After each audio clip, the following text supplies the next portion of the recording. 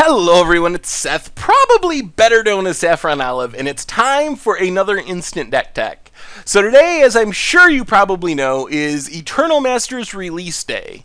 So I figured with a set called Eternal Masters dropping today, we should probably have Instant Deck Tech that is focused on an Eternal format. So today, we are checking out a Legacy deck, a budget Legacy deck. Well, budget by Legacy standards, $333 in the paper world, 143 ticks online, which, remember, Legacy is a format where decks are $2,000, $3,000, so $333 is about as cheap as it gets for a Legacy deck. And this one's called Oops All Spells. It's a really interesting and unique combo deck.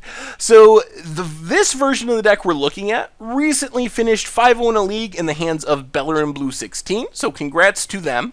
So a quick reminder before we break down the combo, if you enjoy this deck and want to see it made into videos, take a minute, click the like button, the subscribe button, leave the comment, anything you can do to support your deck, because whichever is most popular gets a shot at being made into videos for next week. Since this deck is a little complicated, we got to go step by step, and I'm going to explain the combo to you. So if you decide you want this to be your budget Legacy deck, you will know exactly what you're trying to do. So Oops All Spells is an all-in combo deck. It only wins one way. It looks to win the same way every single game.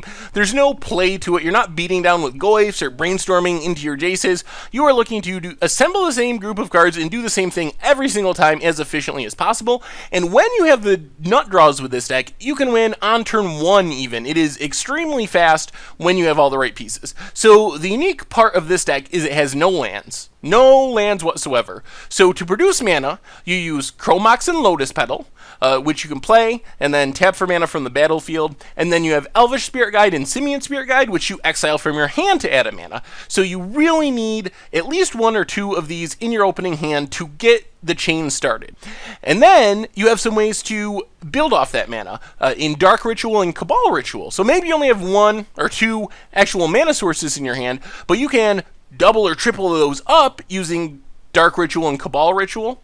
And then you also have Manamorphose. Remember, like Elvish Spirit Guide, Simian Spirit Guide, they're already in green and red mana, but you need to have black mana for your rituals, so you can use Manamorphose, it draws you a card, whatever, but it turns some of that green or red mana into black mana, which allows you to cast your rituals. And then there's also a Wild Canter. That's a weird one. It's only a 1-of. It's a 1/1 for 1 that you can sack to add a mana of any color. So it doesn't add any mana the turn it comes into play, because you pay 1 to cast it, you sack it, you just get that mana back. But what it does do is it lets you store up a mana for the next turn, so you can play it, pass the turn, and then plan on going off on turn 2 instead of turn 1 and sack the Cantor for an extra mana. So that's how you produce mana. Step 1, the Moxen, the Spirit Guides, they lead you into the rituals with the help of Manamorphose to fix your mana. So the plan is to ritual out a Balustrade Spy or Undercity Informer. So these cards are essentially the same in the deck. They are 4 mana, and their text says, put your entire deck into your graveyard. You flip over your library into your graveyard. Actually, they say, reveal cards, target player reveals cards from the top of their library until they reveal a land, and then puts all those cards in their graveyard. Well, since you don't have any lands in your deck, you never hit that land, so your entire deck goes into your graveyard.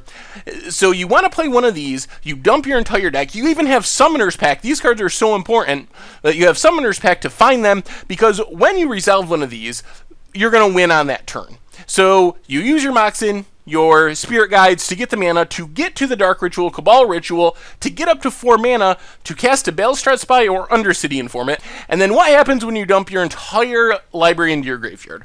Well, first off, you have 4 Narcomoebas in your deck, which is this weird 1/1 flyer that has an ability when it's put into your graveyard from your library, you get to put it into play. So as you flip over your deck, you're going to get all 4 Narcomoebas on the battlefield. So you have 4 1/1 flyers.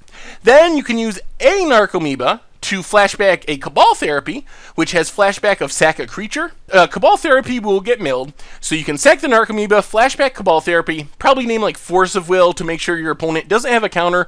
The combo can be disrupted by Force of Will, and remember, you have your entire library in your graveyard, so you will die on your next turn when you draw a card. That's the all-in part of the combo. So flashback a Cabal Therapy, sacking an Narcomoeba, puts you down to 3 Narcomoebas, get rid of the Force of Will, then you use the remaining 3 Narcomoebas to flashback the Dread Return, which reanimates a creature from your graveyard, puts it into play. So quick aside, we'll get back to Dread Return in a minute. You also have some protection, because like I said, Force of Will really wrecks you.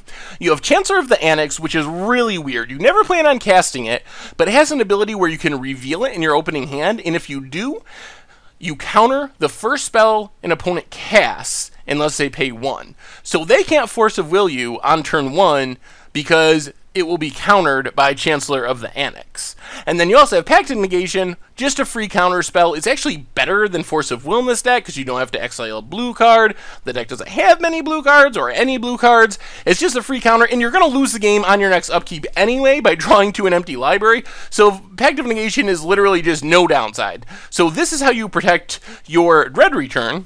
But back to Dread Return, you are targeting an Angel of Glory's Rise with your Dread Return. So you sack the 3 Narcomoebas to Dread Return, you get back Angel of Glory's Rise, which says when it enters the battlefield, you exile all zombies and then reanimate all humans. So now you go from just getting back the Angel of Glory's Rise to getting back all the humans from your graveyard. And then how does that win you the game? Well, you get back a Laboratory Maniac, a human that has an ability that says if you would draw with no cards in your library, you win the game instead of losing.